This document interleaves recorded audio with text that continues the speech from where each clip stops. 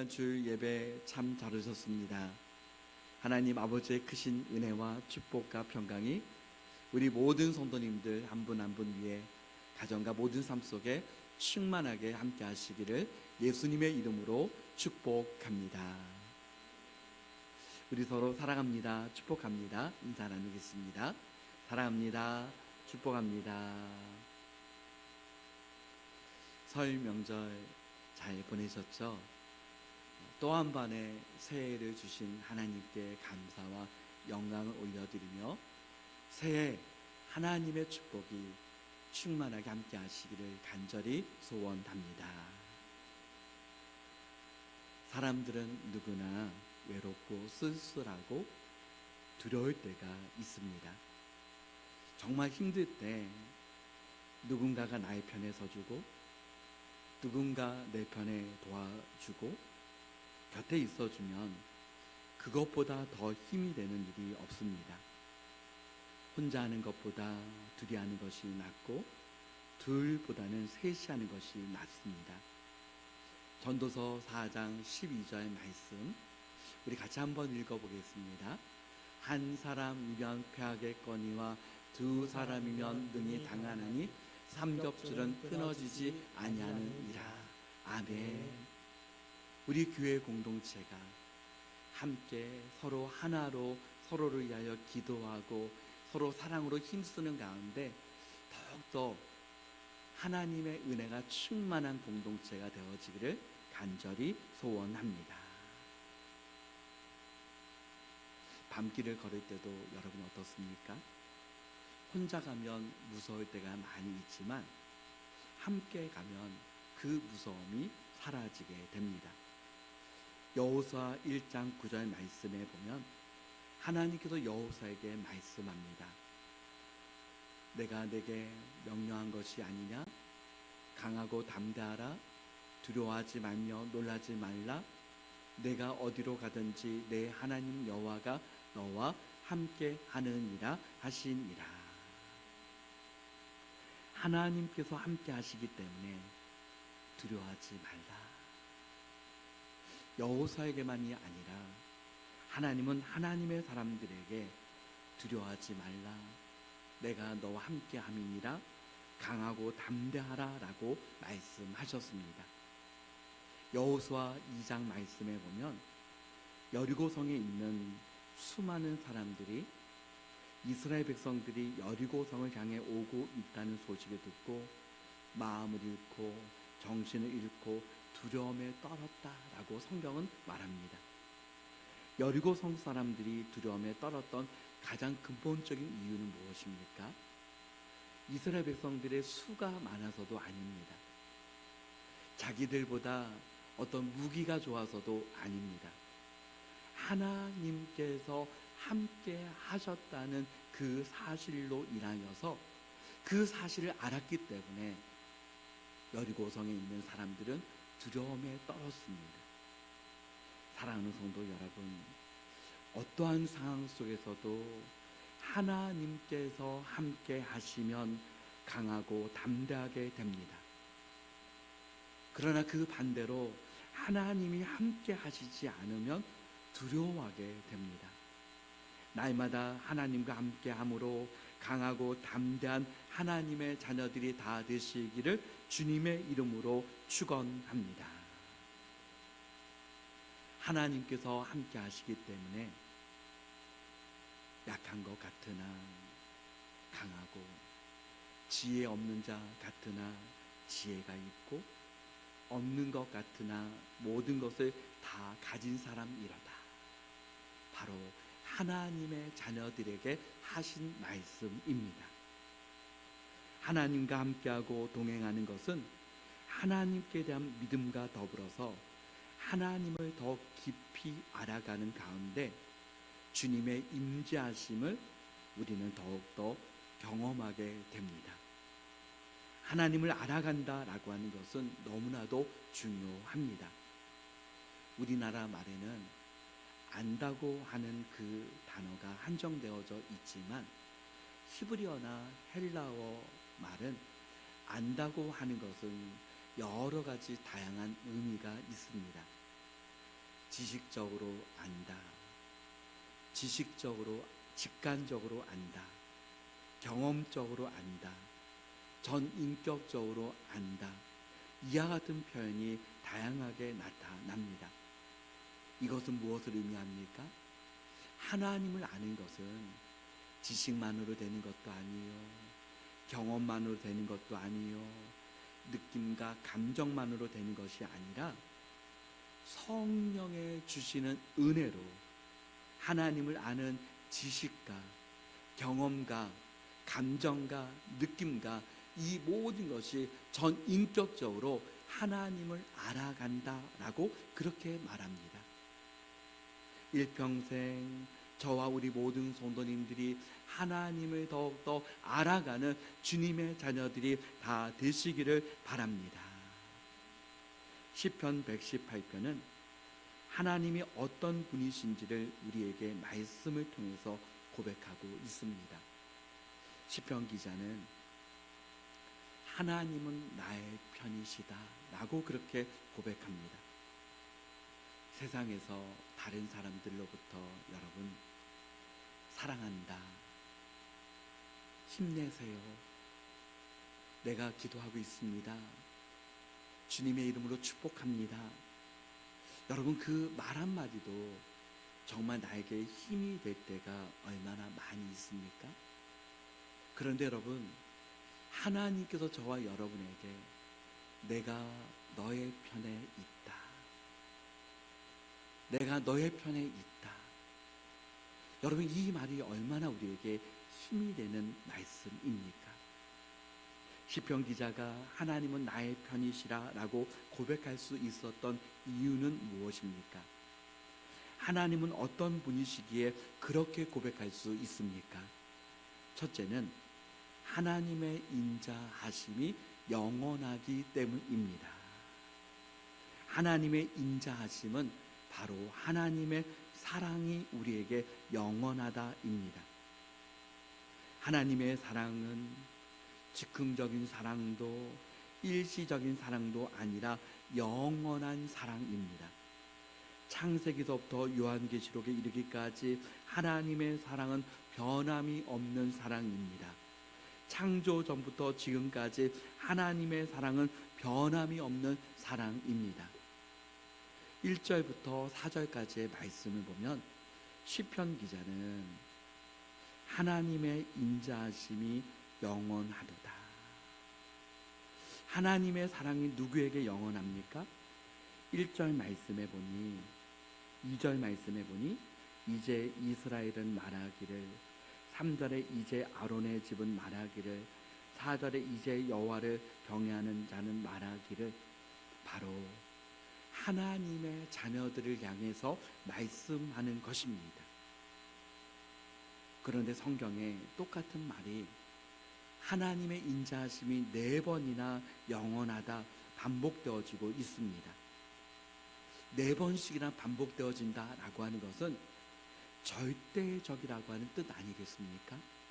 하나님의 사랑은 절대적이다. 하나님의 자녀를 향한 하나님의 사랑은 절대적인 사랑이다 라고 하는 사실을 말씀하고 있습니다.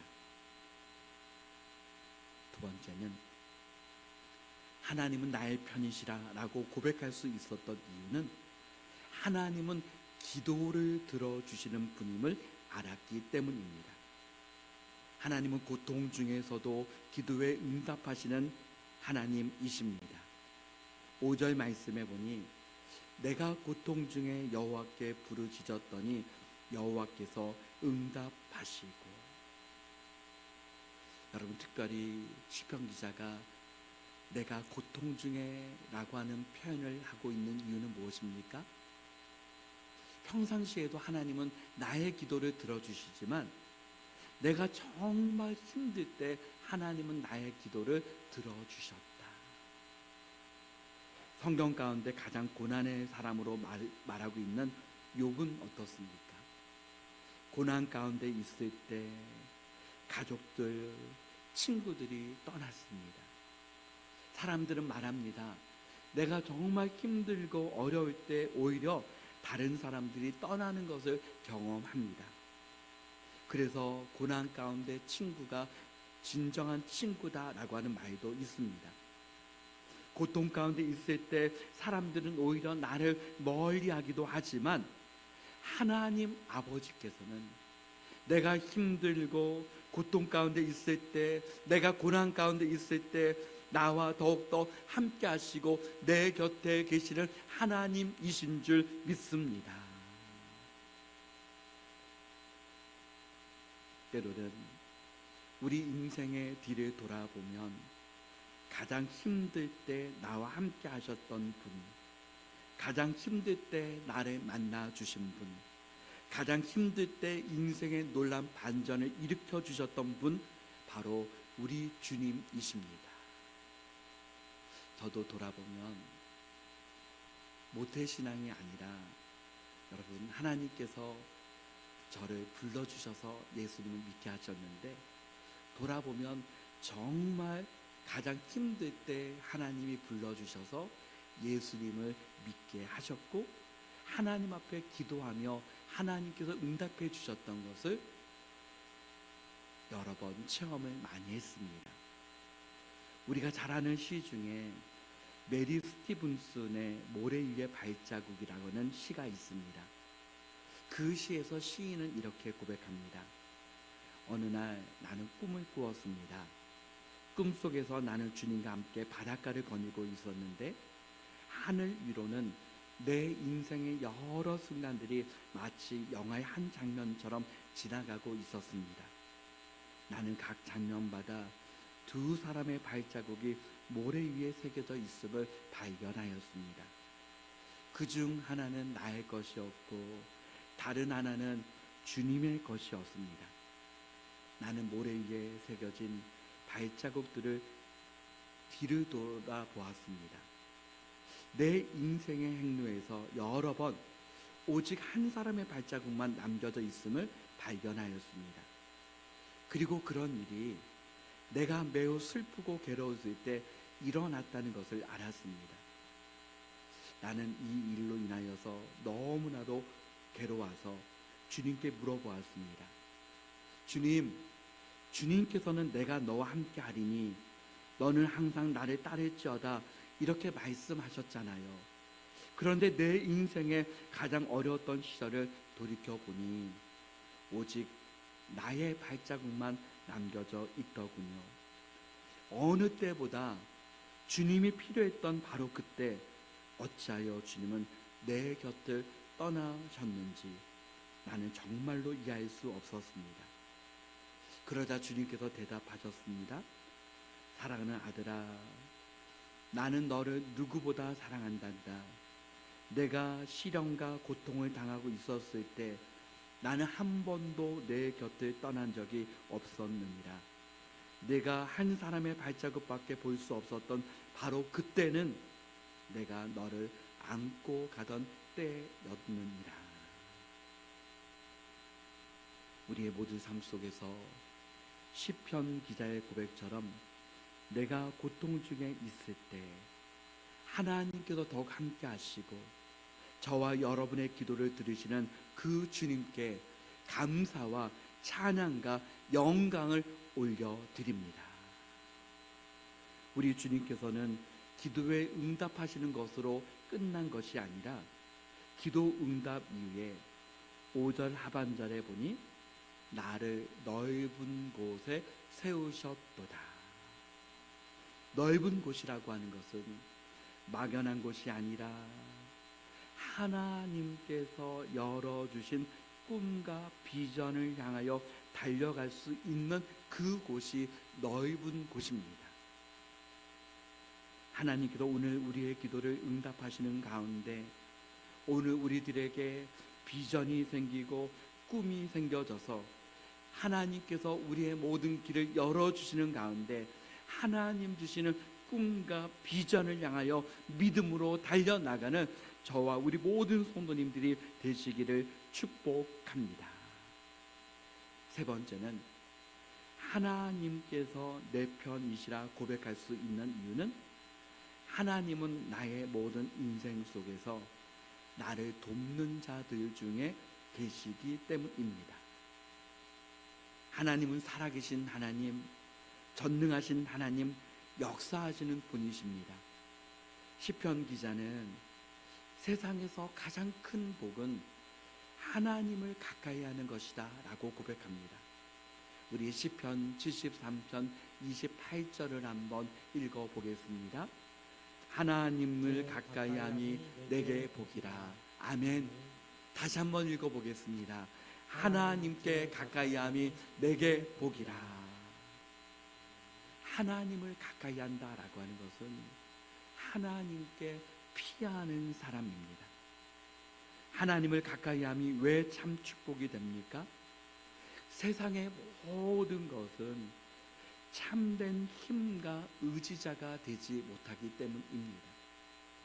정말 이것만큼은 내가 정말 의지할 것이다 라고 생각을 했는데, 여러분, 그것이 어느 날 보니 나의 참된 의지가 되지 못했습니다. 정말 이것은 나의 참된 힘이다 라고 생각했는데, 어느 날 보니 그것이 나의 참된 힘이 되지 못했습니다. 세상의 모든 것은 쉽게 변합니다. 영원한 것이 없습니다. 그러나 우리 하나님 아버지의 약속은 영원합니다. 하나님은 처음과 끝이 변함이 없으신 신실하신 하나님이 되십니다. 그래서 시편 기자는 8절 말씀에 보니 여호와께 피하는 것이 사람을 신뢰하는 것보다 낫도다.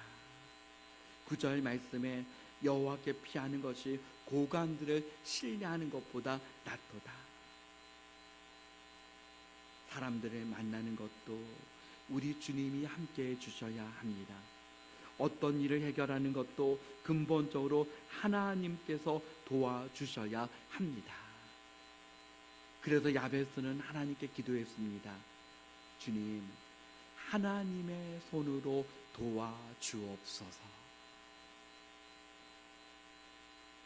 여러분, 중요한 것은 때로는 한 번씩 이런 생각을 할 때가 있습니다.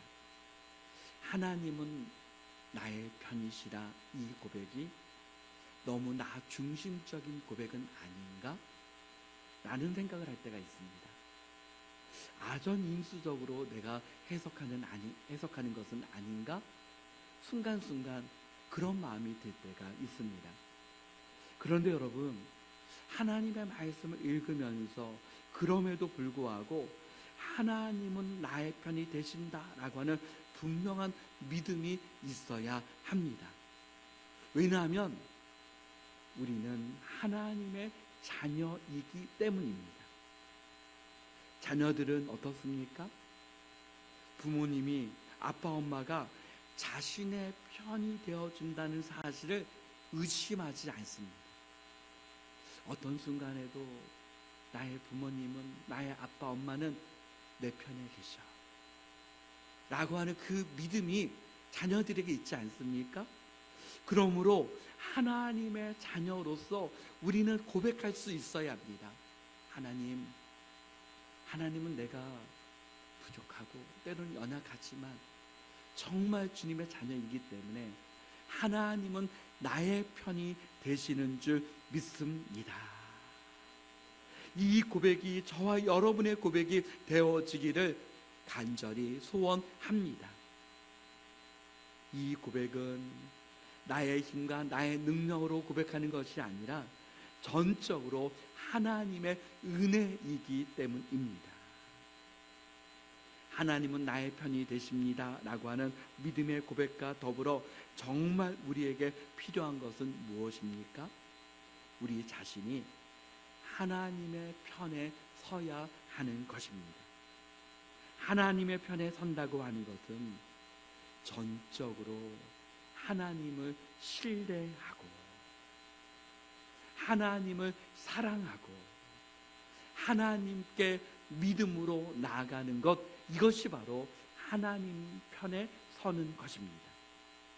네 번째는 하나님은 나의 편이시라 라고 고백할 수 있는 이유는 무엇입니까? 우리 14절 말씀을 성경을 찾아서 읽어보겠습니다. 14절 말씀 같이 한번 읽어보겠습니다. 여호와는 나의 능력과 찬송이시요 또 나의 구원이 되셨도다. 아멘. 하나님은 나의 능력과 찬송이시고 나의 구원이시기 때문입니다.